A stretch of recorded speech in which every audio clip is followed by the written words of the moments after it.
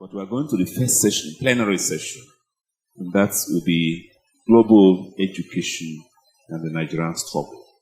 We are going to keep to this for the 5 minutes, but if you permit me, I will want to first of all welcome the moderator.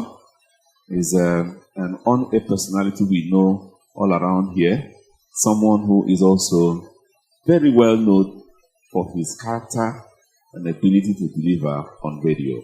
He's also a crusader on radio against violence, and I know him for that. We just know him as Uche Umar. Please give him a round of applause as he comes up as the moderator of this plenary session. Once again, can we put our hands together for the program so far? You guys are getting stingy with your applause. Can you put your hands together?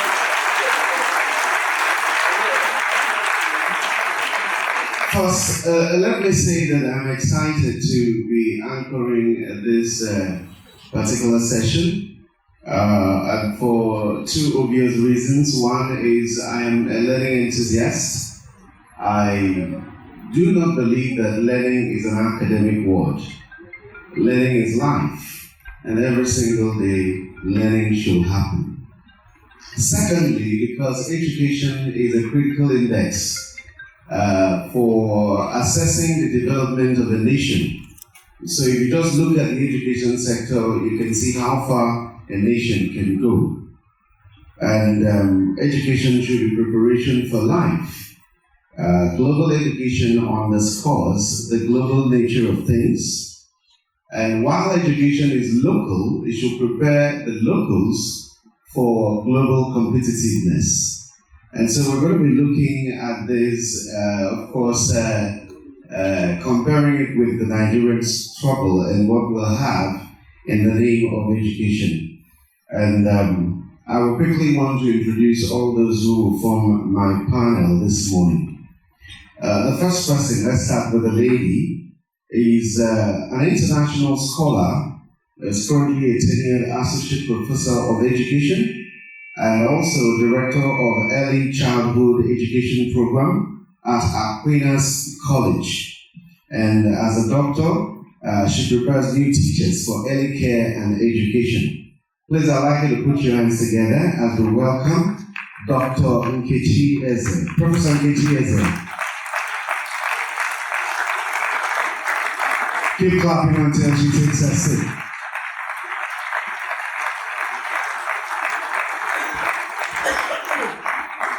You're welcome. And of course, someone that has been introduced a short while ago, someone I find very fascinating. And I'm talking about the two-time Minister of the Federal Republic of Nigeria, someone who has over 2 decades of demonstrated success in senior leadership and management in the private, public, and civic sectors. He brings extensive expertise and in-depth understanding of development policy and planning and the challenges faced by African countries and emerging markets. Please put your hands together as we welcome to the stage Mr. Frank Nweke Jr. He's the ABDA gubernatorial flag bearer for Enugu State. You're welcome. Any of the two.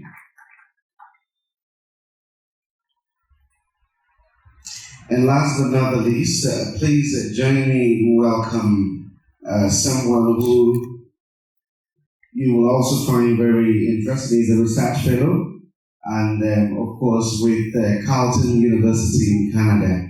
Can we have Mr. Chikeze Rimoke up here? Some of you are clapping like you borrowed your hands.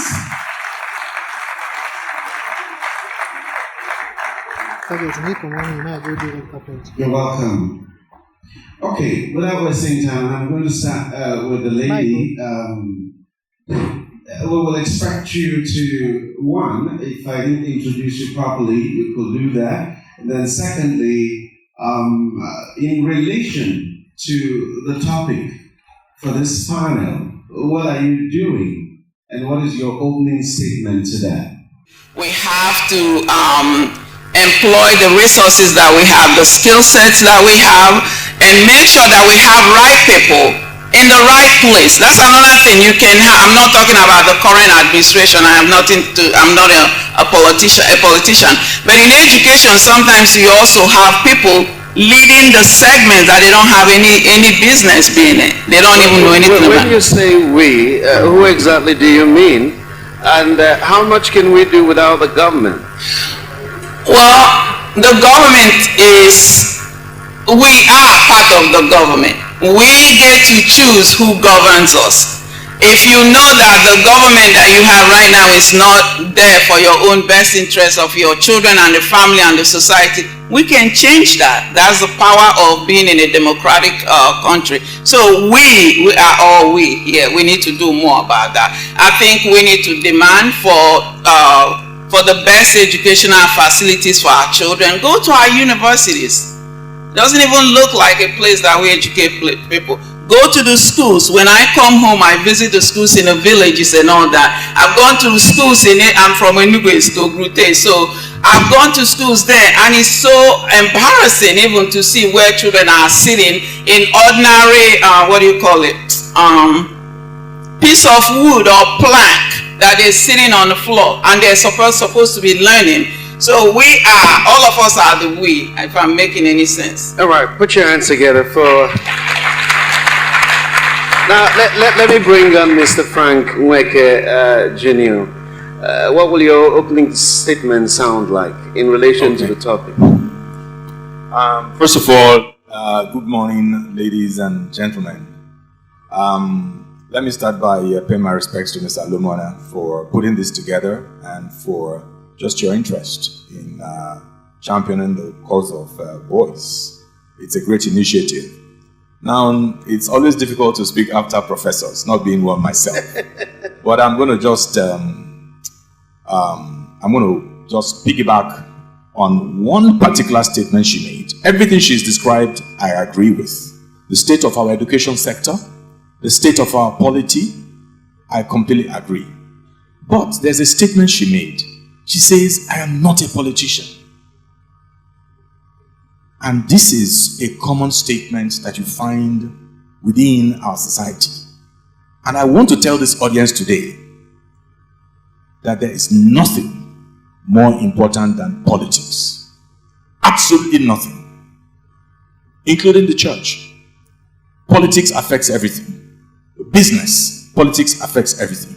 Now, everything she's described are symptoms of poor leadership. And how does public leadership emerge in any society? It is through politics. The political parties. People get elected. They get into office. And so the quality of your education sector depends on the quality of your political leadership. Whether your roads are smooth or not depends on the quality of your political leadership. Whether your health centers work or not depends on the quality of your political leadership. Whether you are safe on the roads, in your homes, in your offices, depends on the quality of political leadership. That is really what it is. Everything you've described is symptomatic. Let us take the state in which we are today, Enugu State. In the last several months, in fact over the past 7 years, we've had incessant strikes by primary school teachers. And what has been at stake? What has been at stake is a demand by these group of teachers to be paid what you call the minimum wage. That minimum wage is 30,000 naira. And it was agreed across the federation about 5 years ago. And some states had been implementing this. Enugu State had been implementing, but not for all categories of workers. And of all the people that the government chose not to implement the minimum wage for, it was primary school teachers. And so the question is this: what does your failure or refusal to implement a policy of minimum wage for primary school teachers, what does that say about the mindset of that political leader or this political leadership? It just shows clearly that you do not understand that education is critical to development. That is what it says. And if I had to choose, for instance, amongst the 3 levels of education, if you absolutely force me or compel me to choose one, what do you think that choice would be, ladies and gentlemen? Primary school is what I will choose. That early childhood education is what I will choose, because that is the foundation for any kind of human capital development in any sensible part of the world, in any sensible state. So it's important, dear ma'am, please do not say that you're not a politician. We all participate in the political process in one way or the other. We all participate in some form of politics, whether it's in your school, whether it's amongst your church society, whether it's amongst your social club or one thing or the other. Leaderships will emerge through processes that are agreed by a group of people. Now, a very important point that Madam made is this. Very, very important point she made about the issue of early childhood education. And I'm happy that you recognize the role of parents in early childhood education. Before that child enters a classroom, that child has started learning in his or her mother's womb. But like you identified, if this woman and this man, who are parents, do not even have the consciousness about their responsibility to their child, what kind of outcome would you expect? What kind of life do you think that child would have? There's no way that child will have a good life. And so for me, as governor, by God's grace, my greatest partners, my most important partners will be mothers. My most important partners will be fathers as well, but mothers more critically. Because mothers are the ones, through gestation, who already form the first relationship with that child. Mothers, through childbirth, are the ones who then begin to nurture the first relationship. The child will call mama first. It is the mother that strives at all times to ensure that those children eat. In the last several days, I've spent time in the hinterlands, different parts of Enugu, and I met a child called Madabuchi, a little child. Madabuchi lives in an area of town, a massive slum, where Madabuchi at 3, his sister at 5, another one at 7, they have to cohabit with drug addicts, with some of the most violent human beings that God created. I went to Kanu West, somewhere in Abu, with different communities. I met Dabarechuku, an orphan. Dabarechuku is starving. I met Chinonso, a young girl. She's starving. What kind of learning can that child have? The schools are not even there. So for me, when you're talking about early childhood, the government has an important role to play. Hungry children cannot learn. And so for me, a school meal program is critical to learning for children. And it is going to be a cardinal program for my administration by God's special grace. There's no way. Just before I move over to the next person. Are you done with me? But I'm not done with you now. Almost. The other thing that Madam said, which I want to reinforce, is this. Again, teachers and teaching. Teachers and teaching. You know, I received a group of pensioners about, say, 2 months ago. And they came, said, please, sir, we want to talk to you. We'd like to know what you want to do about our pensions when you become governor. And these were elderly people. Elderly people. And I don't want to begin to describe the condition in which I saw these people. But there was a particular man that caught my attention amongst all the people. He was the eldest amongst them, and he was barely managing to walk. And what I'm about to share with you, I have on record. He said, I have told my children that under no circumstance should any of them become a teacher. And he spoke like that because he said, and he went on to say one of his greatest regrets was actually becoming a teacher. He said the humiliation he had suffered, the indignity he suffered. The question is this: if you do not pay the teachers well, if you do not honor them, if you do not show clearly that these are important members of society, you are endangering that profession, you are endangering the children, you are endangering our future. And last but not the least is this: teacher training as well. There's a lot of people, because of the high unemployment, who have taken to teaching not because they love to teach. Teaching is not something that you go into. At least you shouldn't go into it unless you have a passion for it. I love to teach, and that's why from time to time I'm guest lecturer at the Nigerian Institute for Policy and Strategic Studies. I'm a senior visiting fellow at the Lagos Business School. I'm also a senior visiting fellow at the School of Politics, Policies and Governance, because I love to teach. It's just a passion. But the teachers that are going to teach our children, let it not be that they strayed into this area. Let it be people who have the passion, and you must find them. And when you have found them, you must give them the right training, not just once, but on an ongoing basis, because no one can give what they do not have. So if we want to have children who are going to be smart and competitive and can compete globally, then we must have teachers who are smart, who can also compete globally. So this will be my initial comments. Thank you very much. Put your hands together, please. All right. I'll move over to you, Mr. Chikezerun Chima. Okay. So essentially, you are at the University of Nigeria, so you've tested both sides, and so you can talk about it confidently. So let's start with your opening statement, and then do a bit of comparative analysis of education right here and education abroad. Okay, thank you very much. I must start by saying that there is very, very little to say left after the two first excellent speakers. You still find something to say. But I would say that, or I would start with asking a question. Is education still the key? Many young people would disagree based on their experiences. And many young people in Nigeria especially. And when we are growing up, of course, our parents and the older generation taught us or socialized us to believe that education was the key to success. And of course, it was at their time when someone would finish school and a job was almost sure, right? But today, if education means, the basic education up to the university level, and we believe is the key, I don't think it corresponds with the reality of today.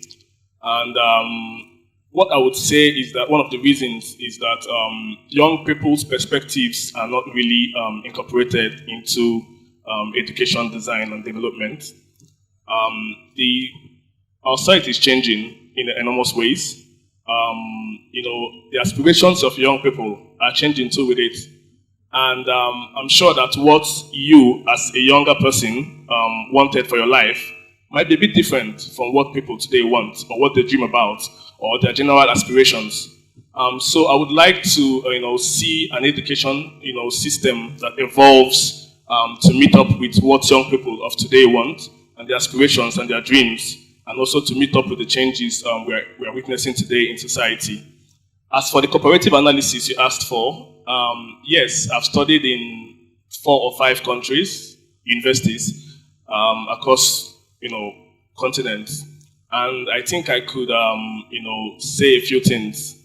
One of them is that education, for instance, in the UK, where I did my last stint, is so much focused on the students. The way they learn, like it's somehow personalized, the teacher or the lecturer tries to personalize the teaching experience to suit the students.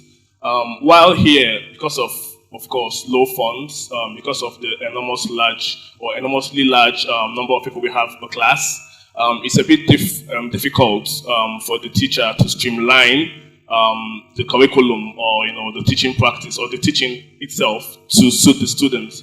And it's something I would like to see more happening in Nigeria here. So that's basically what I would like to say as my opening statement, and I hope to engage more. Thank you. All right. Let me ask a question you mentioned education design and development. What I think that means is that before you even start trying to educate people, you must have a blueprint of the kind of people it should develop. The bishop talked about, the kind of people we developed during their time based on what the colonial masters needed. Okay, I would like you to talk more about education design and development. Okay, I would like to start with the story. So, in my degree in Germany, we had people from around 30 countries in my cohort, and it wasn't, of course, planned. But when it happened, it was new, it was novel for the university, and so they sat us down and they asked us individually what we expected to get from this program. And then they made it international. They made it, suit us as internationals or as foreigners or, as people from different countries. So that's what I would like to see, where the students are consulted more and visibly too in curriculum design, and where the design of education or educational curriculum is based on evidence, based on current research. Of course, people are doing great work and great research in education. People like Professor Nkechi here, and I've never seen, or I don't know, but I don't think you've ever been consulted, to help the government or the school system or the education board design learning methods or something. So they need to engage more globally. Our people are studying, and some of their data is gotten from Nigeria here as well. And so they could actually use the research that we as researchers are doing, to develop the curriculum or the education system more. All right, let me quickly, because of our time, and by the way, I will be taking questions at any moment from now. And then when you ask your question, you can also direct it to a particular member of a panel. Professor Nkechi, you teach teachers. Incidentally, the problem we have is that the biggest players, or who should be the biggest players, and that's government, is also the biggest problem. So how do we circumvent? Is there any way to circumvent government or to get them to do what needs to be done to catalyze education really in Nigeria? Sure. I wanted to maybe touch a little bit with what my brother was talking about. Go ahead. Yeah, okay.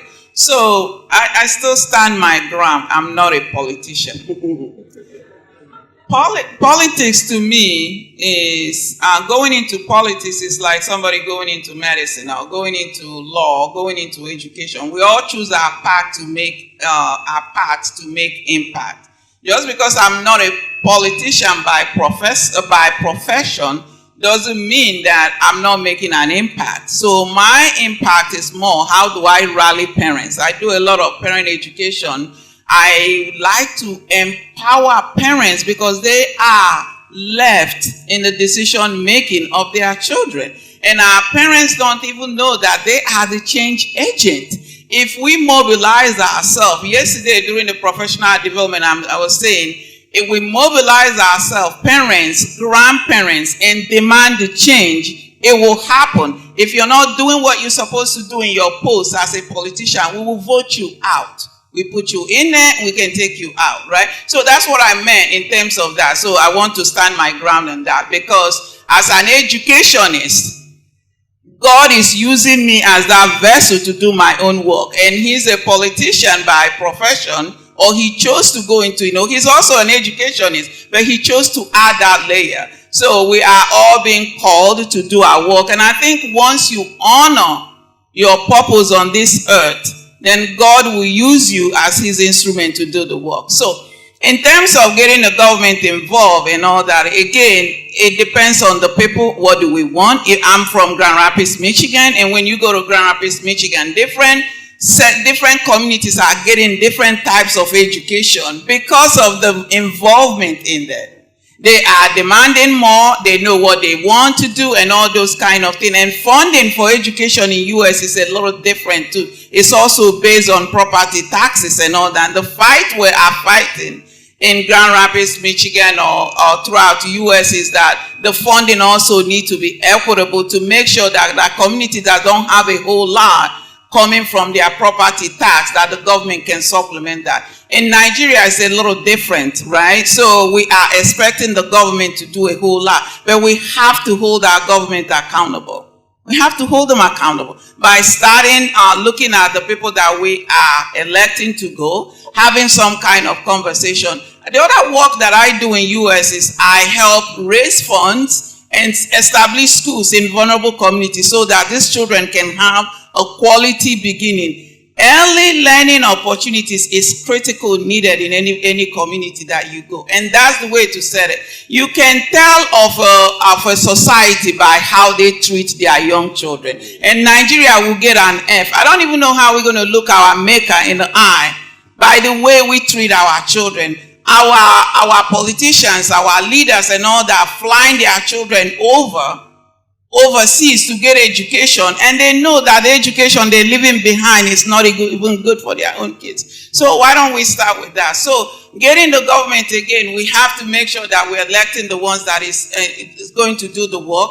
Parents need to rise, mothers need to rise, we need to advocate. This is not the time where we have to stay behind and just watch for other people to dictate what is going to happen to our own children, to our community. So we need to rise. So getting everybody together.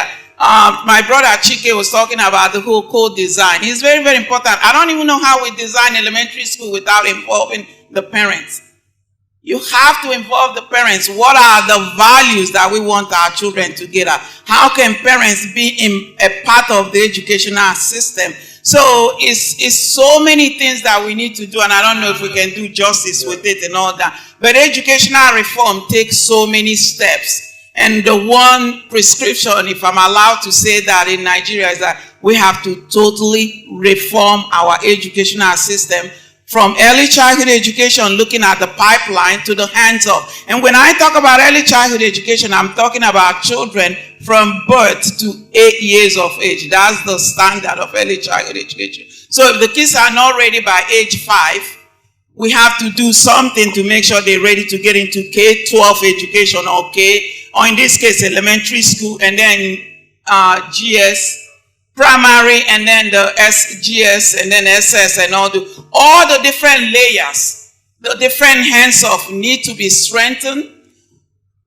Again, the pedagogy, how we teach our teachers. Who is teaching our teachers? How are we holding them responsible and accountable to everything? How are we connecting the dot, making sure that when a child leaves any part of the school, that they are whole? I'm talking about holistic approach to education. I don't really want to associate with people who cognitively are very high, but emotionally they're not. They blow up on you, they get agitated, they get upset. You can't have an argument with them because we're not paying attention to the whole child to make sure that this is a child. So you want to design education. Let's take a typical child. What do we want this child to be when they finish elementary school, when they finish secondary school, when they finish university and all? And there are different types of education. Not all children are supposed to go to the university. All right. Seriously, there are something called vocational education, technical education. We need people to repair cars. We need people to do this. We need to do. So everybody's path is not a university. There are some people that will go to technical school. We have all kinds of schools. So when we talk about school, we're really using the global word to describe education. So what are you destined for? How can we make sure that children know what they are? My friend here talking about going for what you are very passionate about. All right. Put your hands together for Prof. Okay. Just before I start taking your questions, I would like Mr. Frank Wenke Jr. There's a story you will normally tell to young people. I don't know. If you can say it as fast as you can, how you went back to the school where you went to. Oh. So if you don't mind, just do that. Okay, you heard me say that before. Yes. Okay, well, excellent remarks, ma'am. Thank you so much. Excellent. Okay, so this, I think what Uche is referring to is something I shared some time ago. So I went to a high school called Federal Government College in Maiduguri. And I was there, I left that school in 1982. And I didn't return to that school until about 22 years after. It was a very good school, a public school. And it was one of the schools called the Unity. It's one of the set of schools called the Unity Colleges that were established post-Nigerian Civil War to really bring children from diverse backgrounds, diverse tribes and religious disposition to really, raise them together. And is a way of promoting national unity and cohesion. So I went to Federal Government College, Maiduguri, and so I returned there in 2004, 22 years after I first left. And on that occasion, the principal had invited me because they had serious problem with erosion. The hostels were falling into gullies and other things. And I went there, and I almost had a heart attack. I could not believe it was the same school that I left just 22 years earlier. The hostels were in the worst possible conditions that you could think about. The children have started raping, the boys have started raping, the boys have started forming cult gangs, they have started selling their beds, door frames, window frames were being sold in the same school by children of similar age as when I was there. And this really, really broke me. Just really, really devastated me. Okay? And that is the story that he's talking about. And so it still speaks to the issue of the attention we pay to our values and the role that parents have to play. It's not just the schools that form or shape the values and ethical disposition of children. The parents are they have higher responsibility, to my mind, to really help to shape. What's the difference between when you went to school there and what it is right now? What changed? Well, what changed is just the set of values and then the role of parents. And I want to say, maybe just share a little bit about myself. So I eventually ended up as a federal minister in the federal cabinet, the highest decision-making body in the country. But even in that role, I had a father who would still write me letters, who would still remind me of who I am, the training he gave me and what he expects of me. He will constantly remind me, I don't want to hear your name associated with any kind of malfeasance. I don't want to hear your name associated with any kind of graft. I cannot, because I will call a press conference and disown you. And my father, who passed in 2012, I know him. If any such thing had happened, my father would have called a press conference to say, I do not know this fellow. So for me, parents must be parents. Parents must do what parents are supposed to do, which is to nurture, which is to teach, which is to encourage, to monitor. And so at my age at that time, my father was still writing me letters, reminding me constantly. So our society has not always been the way it is today. It's not always been focused on just money. It's not always been focused on just what you are, what car you ride, what clothes you wear. It's not always been focused on these things. So there's been a progressive degeneration of our value system. And I believe that that we must return to what I call first principles. This first principles is that family nurture. The values that you impart to these children when they are with you, before they even begin to go out. And the accountability to which you hold them, I remember even growing up in primary school. When I have come back with the wrong shoes, my mother will follow me to school the next morning to say, no, please, this is not his own shoe. Who took his own shoe? Take your shoe back and give us our own shoe. She was the one that, no, this ruler you went with, this is not your own. Your name is on your own, please. All those things. They were that attentive to what was going on. Today, the difference is that you have fathers or mothers who will say to you, how did your mate make it? These are the kinds of things you hear parents saying to you. All right, so we must go back to first principles. Those are my thoughts. Thank you. We need to start taking questions. but I already have one here. Maybe you take the mic to the people. The first question goes to Professor Nkechi, and it says, what is your take on special education of children with learning and physical disabilities? What is my take on it? Well, first of all, I don't call them special education children. I call them children with special rights. The reason why I call them children with special rights is that those children, some of the children that we call special education, have certain rights that you and I don't even have, right? They have certain abilities that we don't have. But yes, we must recognize that within education, we have a continuum. We have children on this side who needs extra help. So you may call them, they have low cognitive ability or physical and otherwise healthy children. You also have the majority of us so-called normal children who are in the middle. And then you have children on this end of the continuum who are gifted and talented in certain area. Know that also that knowledge is domain specific. There are children that are very smart, but they are also the kind that we think, okay, they lack a little bit on the common sense. But they are very smart. They can do any equation they give them.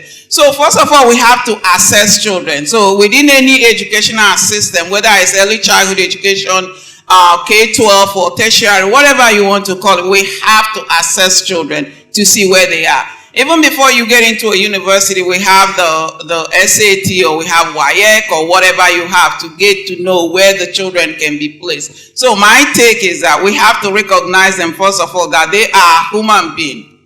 They are created just the way we are all created. So we have to respect them. We have to honor them. We have to assess them and see where they are coming from. What do they need to reach their potential?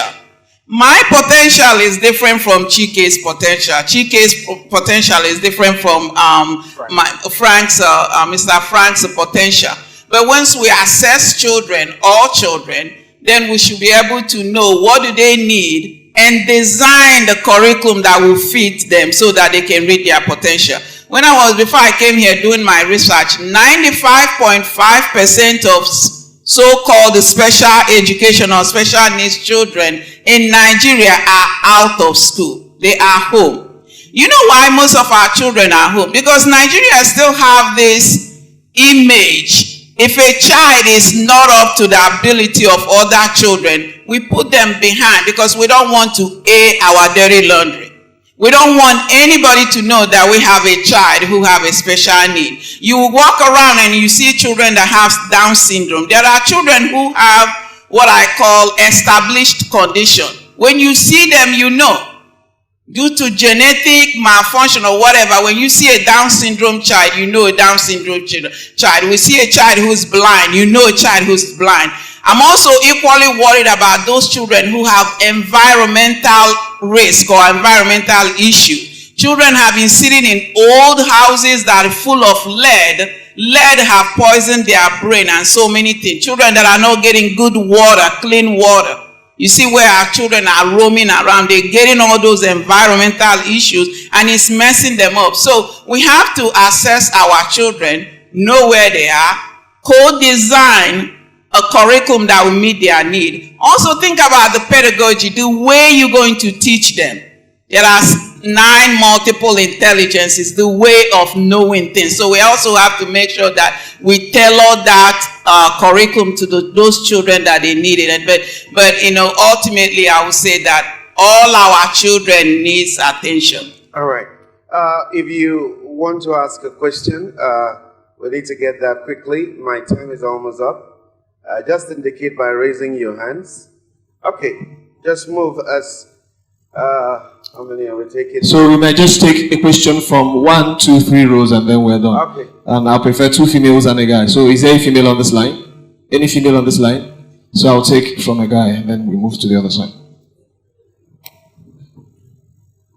Okay, good afternoon everyone. My question goes to us. Just yesterday, the National Summit on tertiary education reform just ended. And one of the main points that was discussed then was the student loan bank. So I will want to, particularly to Dr. Frank Jr., I want to know your disposition about the student loan bank, bearing in mind that it has been done before and it failed. So what assurances does the government, or do you think, that will help us to maximize that particular bill? Thank you very much. All right, let's get all the questions and then they can respond as fast as they can. Vaughn, thank you. Any female on this line? Okay. Where are the females?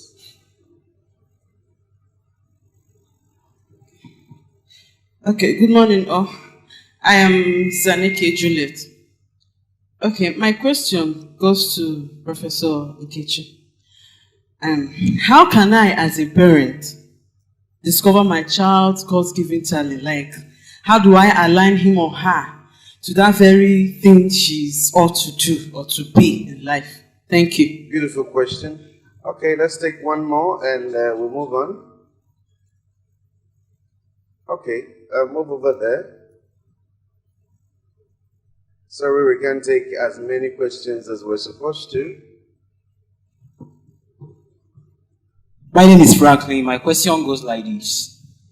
They say education is the critical thing every society. Is there a particular person you're asking? Yes, okay. Or let me say to all of them there.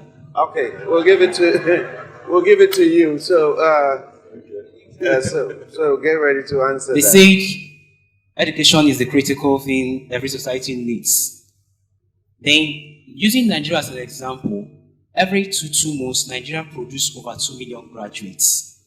Coppers that pass out. Then where will all these people work? Where there is no employment. Then what is the sources now, the essence of the education? Thank you. All right, Mr. Frank, you might want to start. Okay, well, first of all, thank you. Excellent question on the student loan bank. I'm glad that you also noted that that initiative is not exactly novel. I mean, it's not new.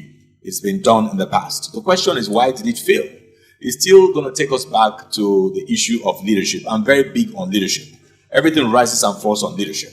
And so if you look at our country today, whether you're talking about it from an economic development or disaster point of view, when you look at insecurity in our country, anything you want to look at today in this country or in this state particularly, whether it's working or failing is because of ineptitude, incompetent leadership. So that's critical. So as a matter of fact, the student loan bank that collapsed way back was also on account of ineptitude, incompetent leadership, and corruption. So it is critical this time around that in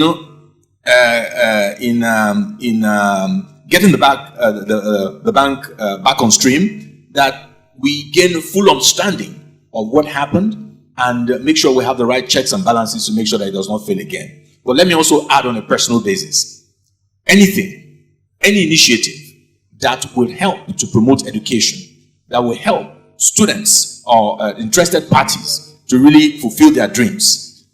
But even more importantly, as someone interested in public administration, as someone who understands the critical role of education, as a government, we would work very, very assiduously to make sure that vulnerable students, disadvantaged students who do not have the resources or have the capacity to advance their education, that they have access to the resources that they require, because the government of the day will make it possible.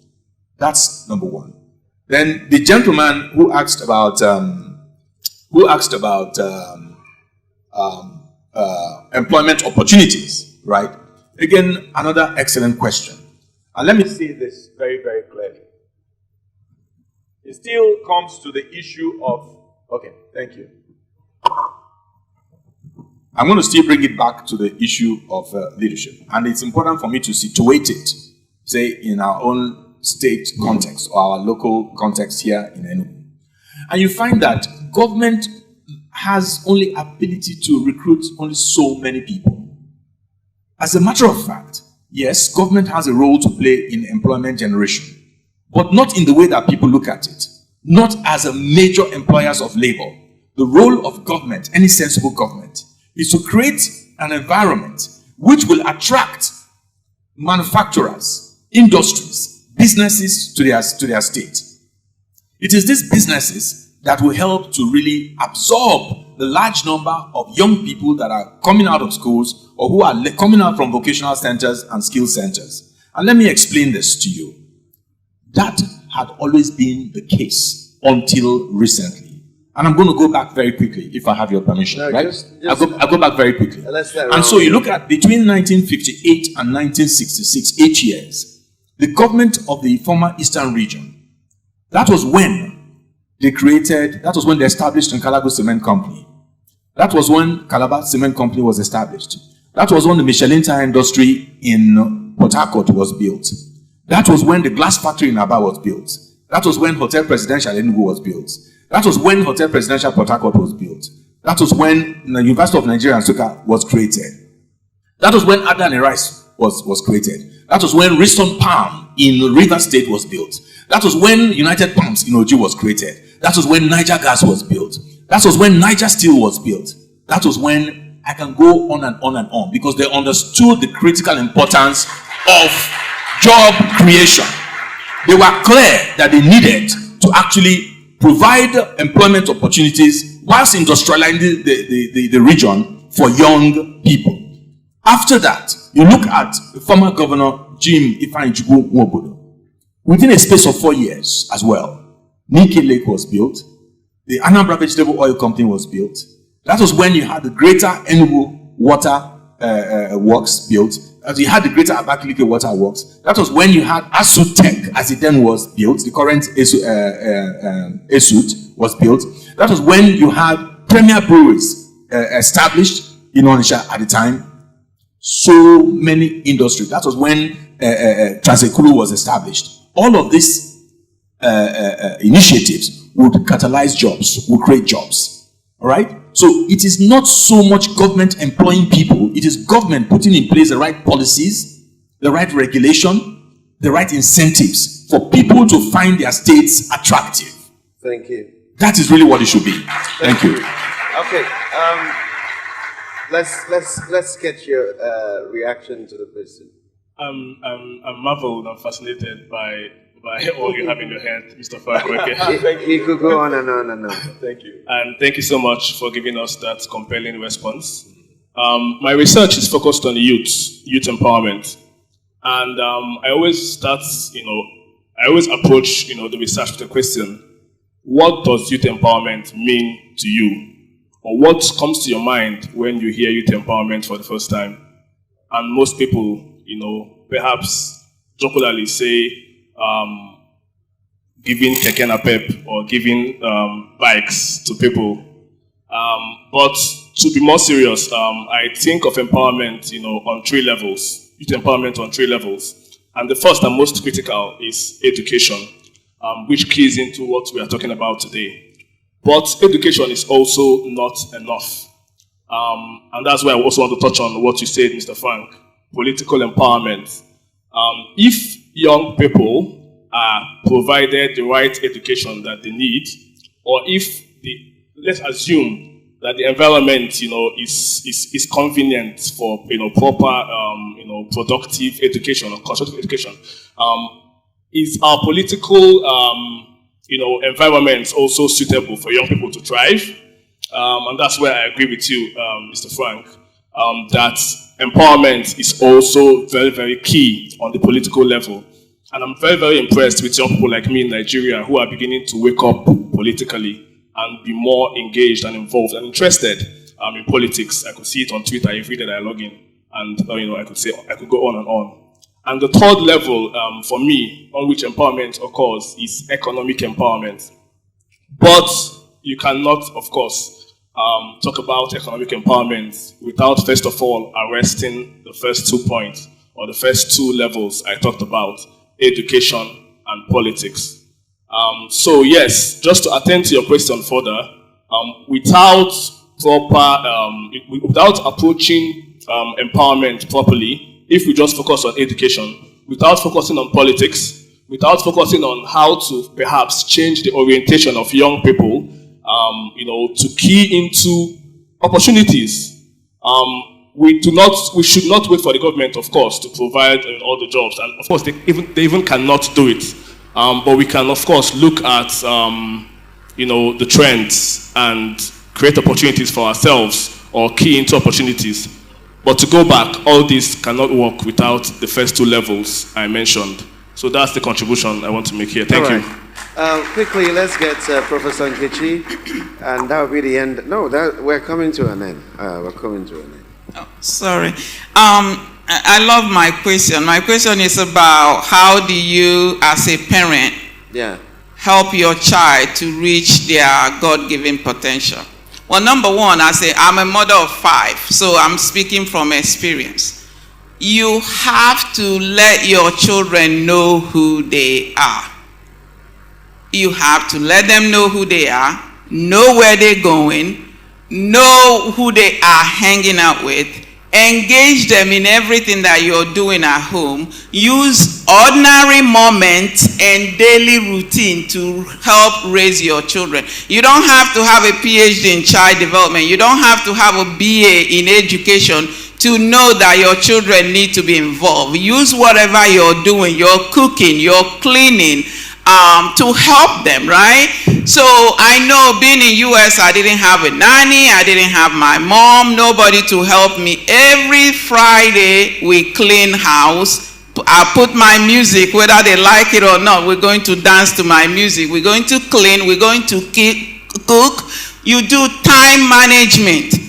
We set up what we need for the whole week. I don't like my children to cry in the morning because they didn't find the second shoe or the socks didn't match. We line everything up so that, because when they cry, the whole day just mess up for them. If you look at them, they're going to get upset with you because you look at them.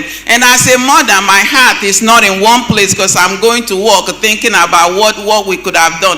Honestly, we set up our clothes Monday, Tuesday, Wednesday, Thursday, Friday, which shoe, we put it on there with the socks and all those kind of things. Once you have an organized, disciplined house, things will work out a little better. I spoke life into my children. I remember one day my daughter, she's a lawyer now, she was 4 years old. She said, "Mommy, I'm going to be a lawyer when I grow up." I said, "You are?" I said, "Starting from today, you have to act like a lawyer. So show me how lawyers work. Show me how lawyers talk." And then the other one came in and said, "I want to be a medical doctor." I said, "Okay." We went to a garage sale. In America, we have garage sale, like a thrift, like you call, like you buy used things. We bought it. My husband and I, we bought an old stethoscope, and she wore that around in the house, measuring everybody. Speaking life to your child. Show me how the lawyers work. How do they carry themselves and all that? They have it in their mind and build it in there. And then the other one say, "I don't want to be a doctor. I don't want to be a lawyer." I say, "What do you want to be?" "I want to be an artist." "Okay, you're going to be an artist. You draw. Anything you want us to buy for you, you have to draw it. We take it to the store. If it comes closer to what you drew, we'll buy for you." So the point I'm making is that not everybody is going to use this schedule or the way to do that. But I know that I needed to be disciplined with my children. We have a curfew. I got called to the principal's office because my children told the principal that I don't let them stay out past 10 p.m. And I told them nothing good happens outside. So they reported me to the principal because I'm from a different culture, so I don't understand. So I went to the principal's office and I said, "Well, I'm going to parent them the way my parents parented me. And Americans, you guys are crazy. I don't want anybody to kill my children because if you got them outside, then somebody's going to say, 'What happened? Where is the parent?' So have a disciplined life. Make sure you know where your children are. Who are they hanging out?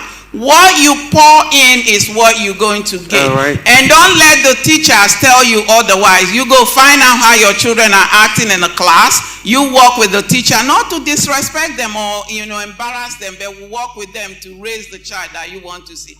Now, I'm not saying that all my kids are perfect, but every day I say that they're perfect and they're awesome, because the more you say that, the more they will appreciate that, because that's how you see them. Thank you, Chikezirim, Chimanwoke. Thank you, Professor Nkechi. And thank you, phenomenal Mr. Frank Nweke Jr. It's been nice doing this. And thank you, Boys Champion. Thank you very much.